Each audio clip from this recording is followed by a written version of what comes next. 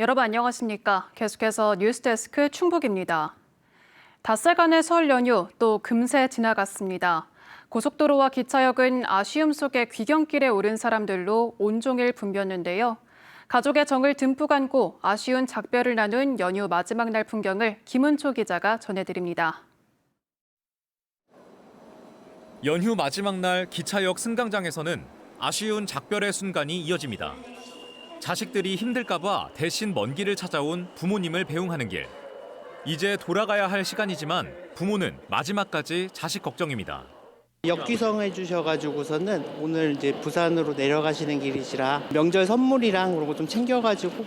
예, 좀 아쉽지요. 이제 즐겁게 놀다가 가니까 3일간이나 4일간 놀았어도 빨리 지난 것 같습니다. 헤어지는 순간까지 아쉬운 인사를 나누고 알겠어. 기차가 사라질 때까지 쉽게 자리를 뜨지 못합니다. 고속도로 휴게소 역시 이른 오전부터 북적였습니다.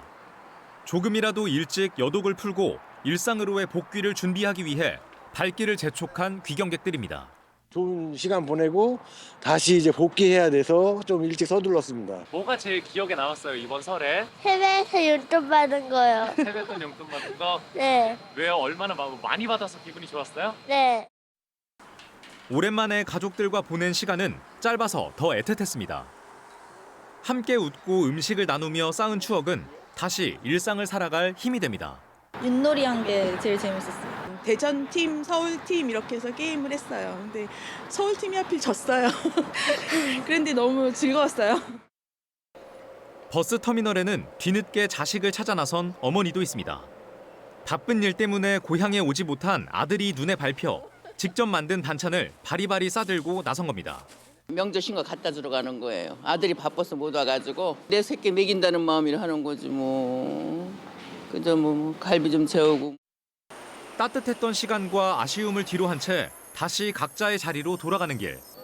저마다 가족들이 채워준 넉넉한 마음을 안고 이제 일상을 힘차게 시작할 준비를 마쳤습니다. MBC 뉴스 김우초입니다. 오늘 낮 2시 반쯤 청주시 오창읍 중부고속도로 남이방향 오창 휴게소 진입로에서 승용차가 충격 흡수대를 들이받는 사고가 났습니다. 이 사고로 차량의 불이 나 20분 만에 꺼졌고 60대 운전자와 동승자는 차에서 스스로 빠져나와 인명피해는 없었습니다. 경찰은 운전자가 휴게소로 들어가려다 운전 미숙으로 사고를 낸 것으로 보고 정확한 사고 경위를 조사하고 있습니다. 설 연휴 기간 충북에서 발생한 중요 범죄가 지난해보다 크게 늘었습니다. 충북경찰청 분석 결과 지난 14일부터 어제까지 나흘 동안 충북에서 접수된 중요 범죄 신고는 247건으로 하루 평균 61.8건이 신고됐습니다. 이는 하루 평균 54.7건이었던 지난해에 비해 13% 증가한 수치입니다. 유형별로는 가정폭력이 117건으로 가장 많았고 절도 74건, 교제폭력 33건 등의 순이었습니다. 한편 올해 설 연휴 기간 교통사고는 하루 평균 9건으로 지난해 11.8건보다 감소했습니다. 요즘 방학 중에도 초등학교에서 졸업한 6학년 학생들이 나와 수업을 받는 모습 낯설지 않습니다. 예비 중학생 상당수는 겨울방학에 학원을 다니며 중학교 진학을 준비하는데요. 공교육이 마지막까지 책임지겠다며 초등학교마다 졸업생들을 위한 프로그램 운영에 나섰습니다. 신병관 기자입니다. 청주의 한 초등학교입니다. 얼마 전 졸업식까지 마친 6학년 학생들이 다시 학교에 나와 겨울방학 프로그램을 듣고 있습니다. 중학교 입학을 앞두고 부족했던 과목들을 복습하면서 중학생이 되면 달라지는 것들도 배웁니다. 꾸준히 공부하는 습관의 중요성도 알게 되었고 중학교 와서도 보다 주도적으로 학습할 수 있을 것 같아요. 또 다른 초등학교. 역시 이제는 졸업생이 된 6학년 학생들을 위해 다양한 겨울방학 프로그램이 진행되고 있습니다. 교과 수업 중간중간 체력을 기르면서 창의력도 높일 수 있도록 놀이와 운동도 빠지지 않습니다. 겨울엔 추운데 따뜻하게 교실에서 공부도 하고 쌤 먹을 것도 주고 체육도 하니까 그냥 재밌어요.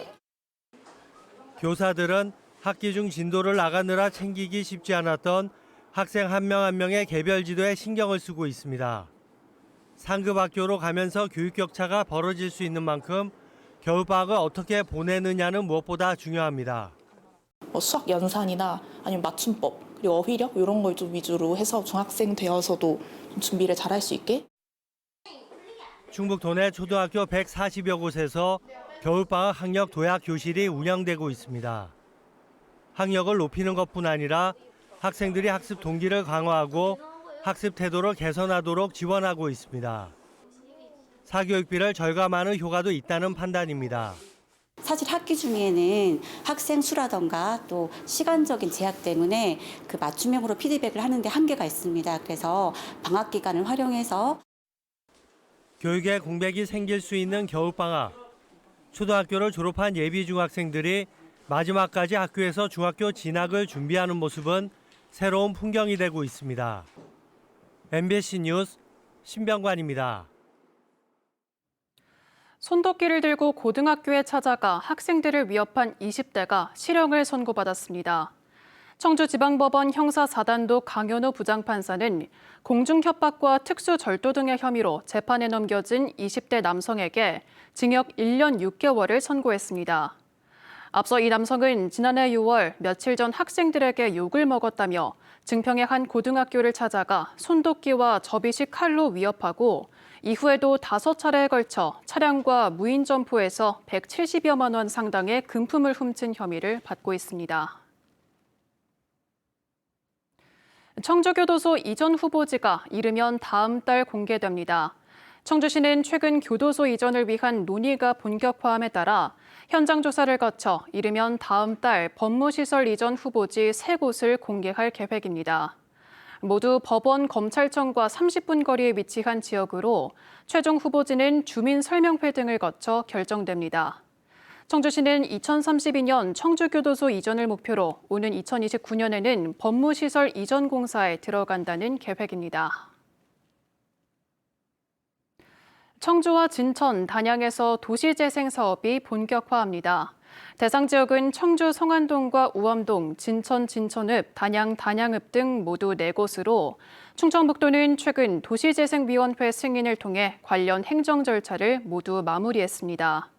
충청북도는 또 사업에 차질이 없도록 1회 추경에서 예산을 우선 지원하고 분기별로 사업 진행 상황도 점검할 계획입니다. 옥천 지역 주민 가운데 3천여 명은 농어촌 기본소득을 신청하지 않은 것으로 집계됐습니다. 옥천군이 농어촌 기본소득 시범사업 신청을 마감한 결과 국민의 6.1%인 3,036명이 매달 15만 원씩 받을 수 있는 농어촌 기본소득을 신청하지 않았습니다. 이에 대해 옥천군은 현재 옥천에 살고 있지 않은 현역 군인이거나 요양시설 입소자, 옥천에 주소만 두고 있는 비거주 공무원 혹은 공공기관 직원 등일 것으로 추정하고 있습니다. 청주 지역 장년층 1인 가구 가운데 300여 명이 고독사 위험군으로 조사됐습니다. 청주시가 2024년 9월부터 지난해 말까지 50살 이상 64살 이하의 저소득 1인 가구 5,189명을 조사한 결과 6.6%인 345명이 고독사 위험군으로 분류됐습니다. 성별로는 남성이 224명으로 여성 121명보다 2배 가까이 많았고 연령별로는 60살에서 64살이 195명으로 가장 많아 고령일수록 위험군 비중이 높았습니다. 뉴스 마칩니다. 시청해주신 여러분 고맙습니다.